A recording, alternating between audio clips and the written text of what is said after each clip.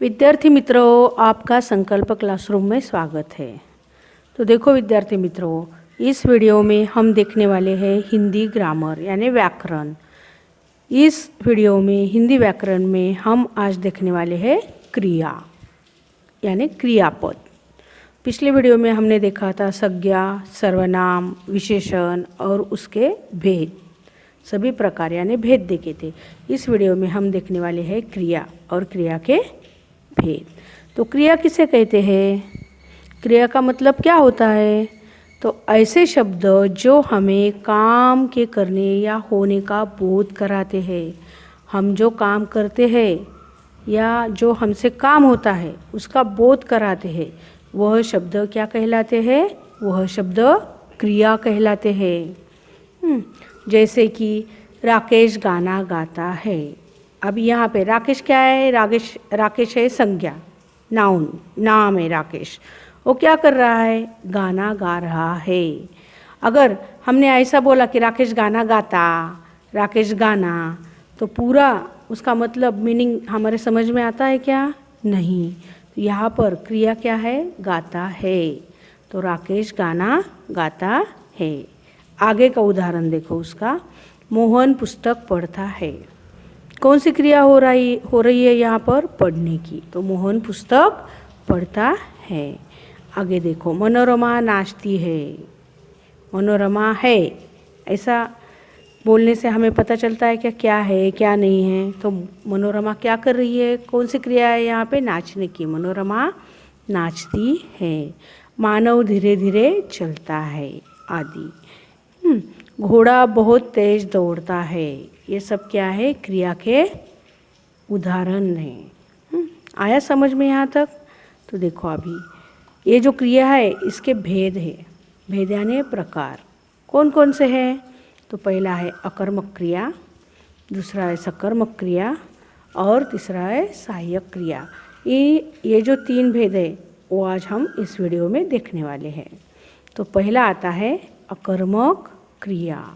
तो किसे कहते हैं अकर्मक क्रिया? जिस क्रिया का फल कर्ता पर ही पड़ता है वह क्रिया अकर्मक क्रिया कहलाती है या कहलाई जाती है। जिस क्रिया का फल केवल कर्ता पर ही पड़ता है, कर्ता जो करता है उसके ऊपर उस क्रिया का फल पड़ता है, तो उस क्रिया को हम क्या कहते हैं? अकर्मक क्रिया। इस क्रिया में कर्म का अभाव होता है। कर्म यानी काम, काम का इस क्रिया में क्या होता है? अभाव होता है। इसलिए इस क्रिया को क्या कहलाते हैं? अकर्मक क्रिया कहलाते हैं। जैसे कि देखो उदाहरण देखो, शाम पढ़ता है। क्या कर रहा है शाम? शाम पढ़ता है।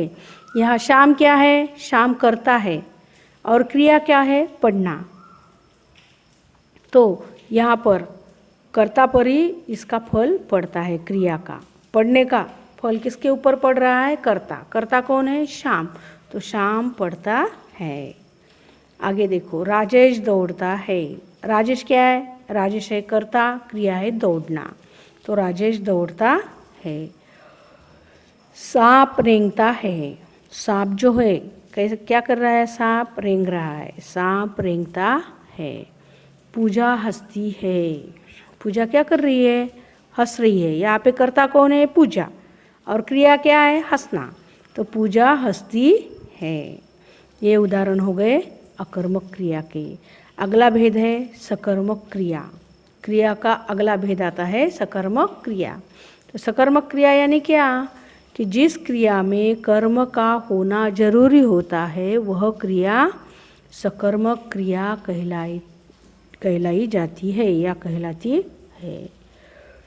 देखो अभी उदाहरण देखो इसका क्या होता है उदाहरण। उसके पहले हम ये समझ लेंगे क्या है कि जिस क्रिया में कर्म का होना जरूरी होता है वह क्रिया सकर्मक क्रिया कहलाती है।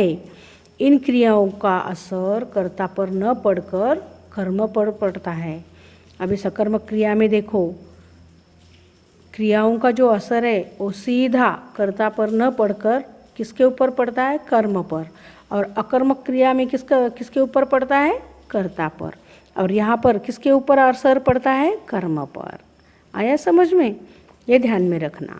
सकर्मक अर्थात कर्म के साथ, और भी इसका एक मीनिंग होता है, अर्थ होता है सकर्मक, कर्म के साथ। तो जैसे कि विकास पानी पीता है, अब यहाँ पे विकास क्या कर रहा है, पानी पी रहा है। तो देखो इन क्रियाओं का असर कर्ता पर न पड़कर कर्म पर पड़ता है। विकास क्या पीता है, पानी पीता है। कौन, विकास। यहाँ पे कर्म क्या है, पीना। और कर्ता कौन है, विकास, लेकिन वो क्या कर रहा है, पानी पी रहा है। तो इसलिए ऐसा कहलाया जाता है कि इन क्रियाओं का असर कर्ता पर न पड़कर कर्म पर पड़ता है। कौन से भेद में, सकर्मक क्रिया इस भेद में। आगे देखो, राकेश फल खाता है। राकेश क्या कर रहा है, तो राकेश फल खा रहा है। सुदर्शन गाड़ी चलाता है। सुदर्शन गाड़ी चलाता है। यहाँ पे कर्ता कौन है, कर्ता है सुदर्शन, क्या कर रहा है, गाड़ी चला रहा है। तो ये हो गई सकर्मक क्रिया। अभी अगला भेद देखेंगे हम, क्रिया का सहायक क्रिया। सहायक क्रिया का मतलब क्या होता है कि मुख्य क्रिया की सहायता करने वाली क्रिया को सहायक क्रिया कहते हैं। मुख्य जो क्रिया रहती है हमारी, उसकी सहायता करने वाली जो क्रिया रहती है उसे क्या कहते हैं, सहायक क्रिया कहते हैं। जैसे कि वह भाग पड़ा, वह भाग पड़ा। वह अपने आप गाँव चला गया, गाँव चला गया। वह अपने आप गाँव चला गया। ये हो गए हमारे आज के क्रिया और उसके भेद। अगर आपको कुछ पूछना है तो आप हमारी वेबसाइट को भेज दे सकते हैं, हमें ईमेल भी कर सकते हैं। वीडियो देखने के लिए धन्यवाद।